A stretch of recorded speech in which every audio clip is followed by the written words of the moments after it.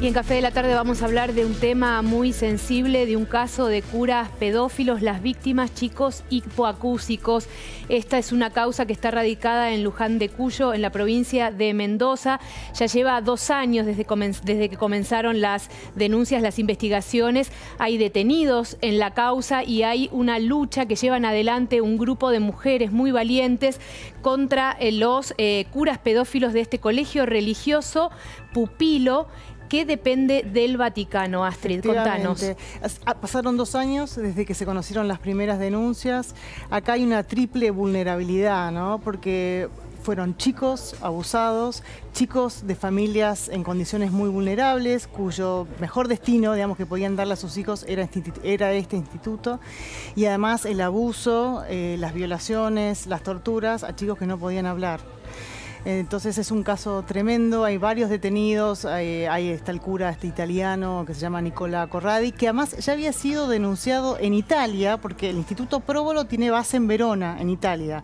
Desde el 50 hasta el 82 hubo denuncias de abusos. La iglesia lo reubica, lo pone en La Plata. En La Plata también hay denuncias de abusos y después lo vuelve a reubicar y lo pone en Mendoza, donde, bueno, ya hay decenas de denuncias de chicos que han estado en el Próbolo. Chicos a los que ni siquiera les enseñaban lenguaje de señas, que era parte de la estrategia para que no puedan expresar lo que contaban, y además recibían amenazas de que les iban a hacer algo a los padres si esto lo contaban.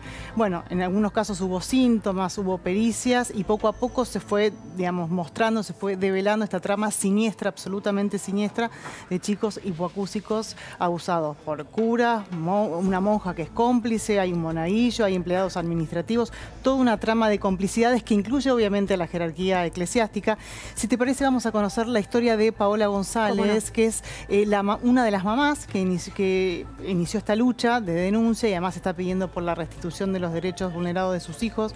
Paola tiene 7 hijos y la hija del medio, Mili, es una hija del corazón, una hija que ella adoptó, es la única que tiene hipoacusia en la familia. Hoy tiene 16 años, pero estuvo en el Instituto Próbolo desde que tenía 6 años hasta los 14. Vos sabés que hubo algunas denuncias hace mucho y los curas, con esta excusa de son familias problemáticas, los echaron. O sea que fue un larguísimo camino hasta, bueno, que se conoció esta atrocidad. Estamos en comunicación telefónica con Paola González. Muchas gracias, Paola. ¿Nos escuchás? Hola, ¿qué tal? Bien. Sí, sí. Bueno, queremos conocer un poco más acerca de esta lucha que llevas adelante vos junto a un grupo de madres para desenmascarar el horror de lo que ocurría en el Próbolo en Mendoza. Contanos un poco cómo comenzó la investigación.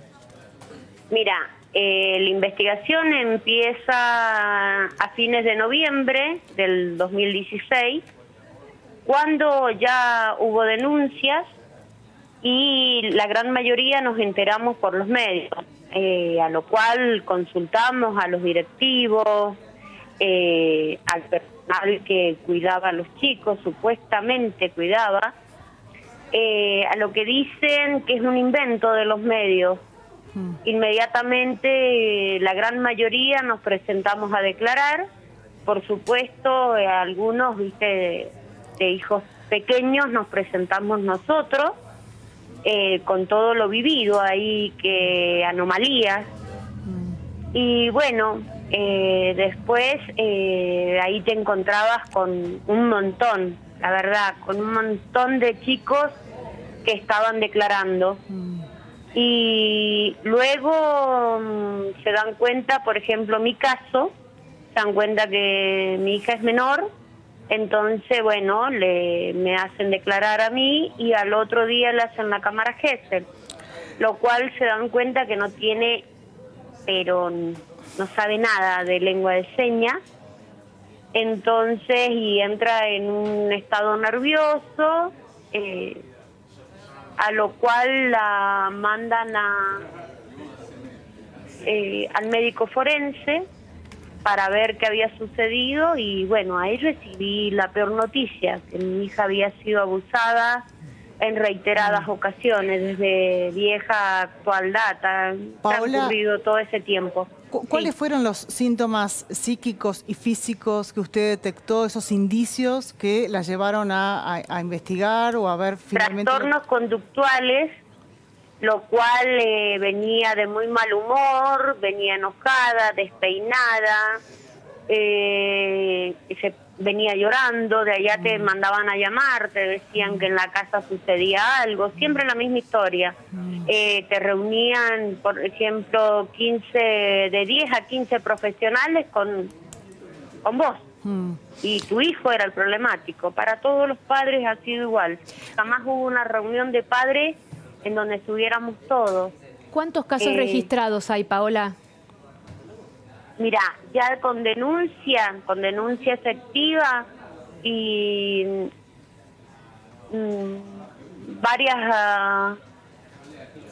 varias decenas con denuncia efectiva. Hay casi más 60 aquellos casos que ya habían denunciado y se habían desestimado. Va a haber más detenciones porque hay nuevos testimonios, así que estamos a la espera de nuevas detenciones. Es interesante lo que dice Paola, nunca había reuniones de padres y no había reuniones de padres porque querían evitar que los padres se conozcan, se junten y haya un intercambio de información. También era parte de la estrategia de la institución. Por supuesto, eran en aulas donde habían 4 a 5 niños máximo, y que 4 tuvieran trastornos conductuales, era un poquito llamativo eso, ¿viste? Así que bueno, entonces cuando vos te ponías a hablar con tu papá, llamaba un poco la atención.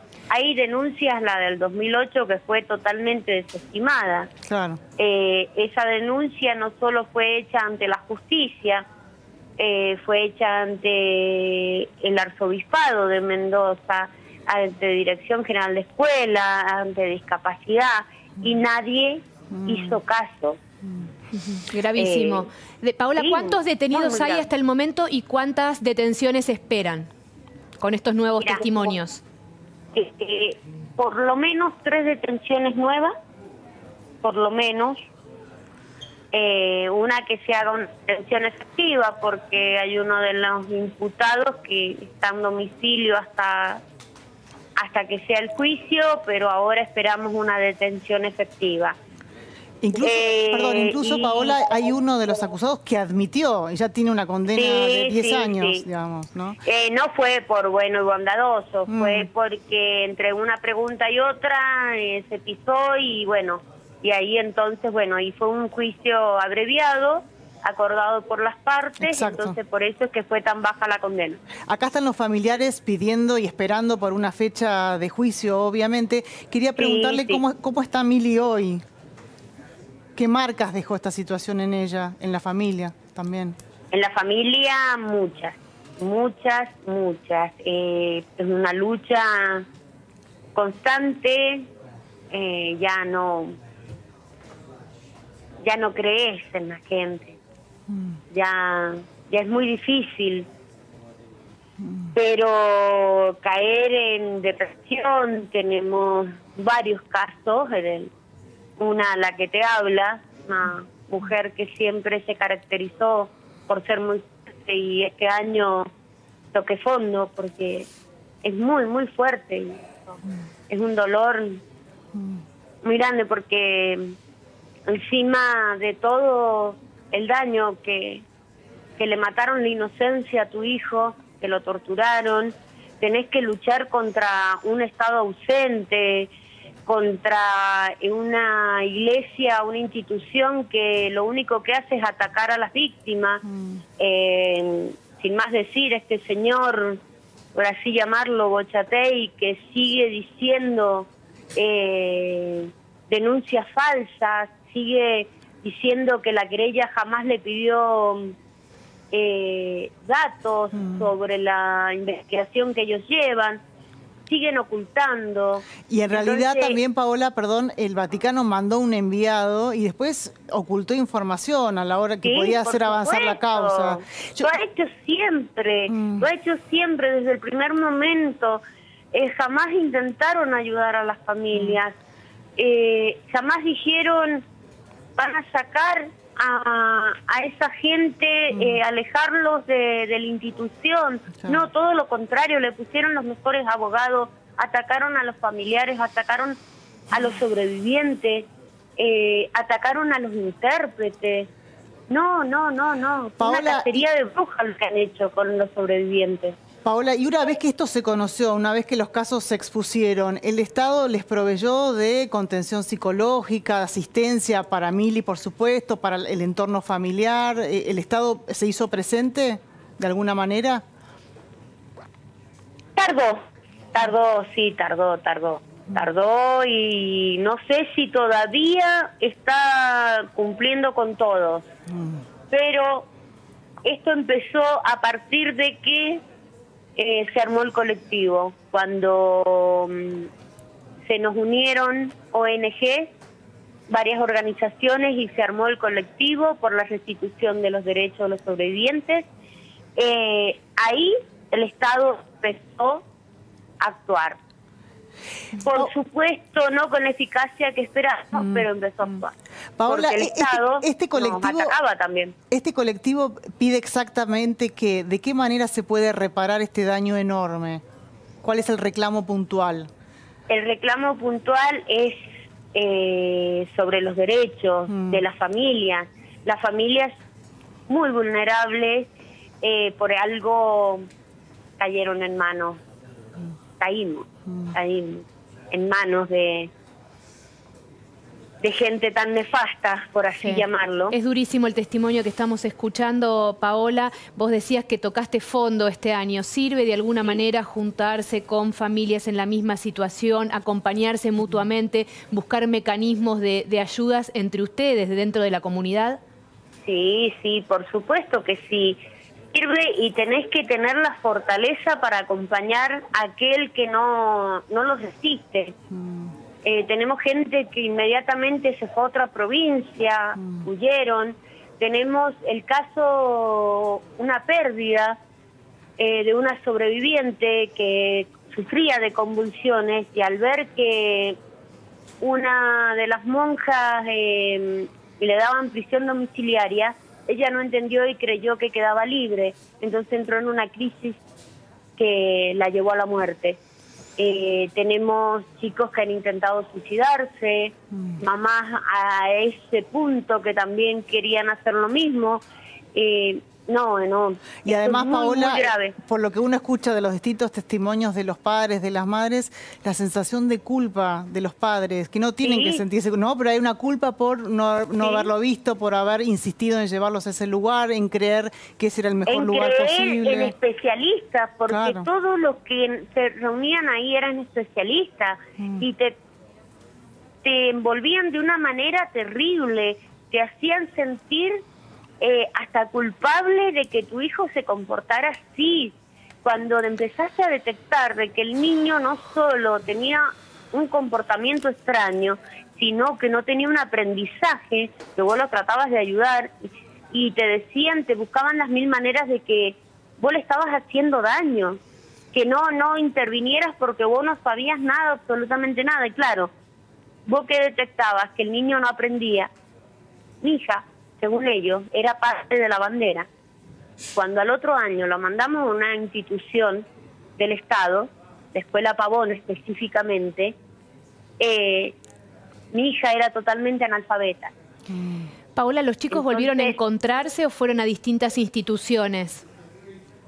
Fueron a distintas instituciones, lo reubicaron. El que mejor actuó del Estado fue Dirección General de Escuela. Bueno, acá estamos, por lo que vos, tu relato, hay una cadena de responsabilidades, de complicidad en esta gente. ¿Para cuándo está previsto, cuándo creen ustedes que se pueda dar el inicio del juicio oral? Mira, esperamos que para mayo, junio, es lo que esperamos. Se va a saber después, inmediatamente que se levante la feria judicial, ahí vamos a tener una fecha exacta de cuándo comienza la primera etapa del juicio para los primeros 4 que restan imputados. Si uno de ellos ya se declaró culpable, ya tiene una condena efectiva. ¿Quién es? Bordón, el monaguillo. Y el Instituto Próbolo fue cerrado, entiendo, ¿no? Y lo compró ya lo el vendieron. gobierno. La iglesia ya lo vendió, lo compró el Estado, ¿viste? Va a ser un centro cívico, ¿no? Que siempre se donde van a tener que ir a pagar en los impuestos, hacer todos los trámites en un lugar de tortura a los habitantes de Luján de Cuyo. Paola González, muchas gracias por tu testimonio, por tu entereza, por la lucha que están realizando junto a un grupo de padres para que esto tenga una condena firme y para que se pueda realizar este juicio oral. Muchas gracias. Gracias a ustedes. Buenas tardes. Bueno, Ingrid, durísimo el testimonio de esta mujer y la cantidad de casos que se han registrado. Y lo que me llama la atención de lo que vos decías de esta cadena de responsabilidades. Digo, esta organización de pedófilos llega hasta acá, pero había iniciado denuncias en el Vaticano. O sea, nunca cortaron, nunca los separaron para cortar esta cadena de abusos. Son los mecanismos de la Iglesia para encubrir, que es reubicar a los pedófilos en vez de someterlos a la justicia como tiene que ser. Entonces, mira, hay una película que digamos, fue muy vista y muy conocida, se llama Spotlight, ¿no? Que es el equipo de investigación del Boston Globe que finalmente descubre esta cadena de complicidades y los abusos de los curas pederastas en Boston, que fue un escándalo monumental, ¿no? Un fuerte reclamo al Papa Francisco para que actúe y intervenga específicamente en estos temas y sea menos tolerante y tenga una posición activa de lucha contra los abusos de los curas, ¿no? Y este caso es especialmente dramático porque las familias son familias en una situación de mucha vulnerabilidad, no tenían otro recurso que mandarlos a este instituto. Uno pone un hijo con discapacidad y con pocos recursos, pocos o nulos recursos para expresarse a disposición de un equipo que cree que los puede ayudar y resulta que además de no ayudarlos hacen lo peor que se puede hacer, hasta desconectarle los audífonos para que no escuchen las torturas y los abusos que estaban cometiendo al lado, ¿no? Bueno, durísimo, durísimo este caso. Esperemos que llegue la pronta resolución y justicia. Gracias, Astrid. Buen fin de semana, Pato. Igualmente. Bueno, punto final para el café de la tarde de hoy. Que tengan todos un muy buen fin de semana, pero no se muevan porque ya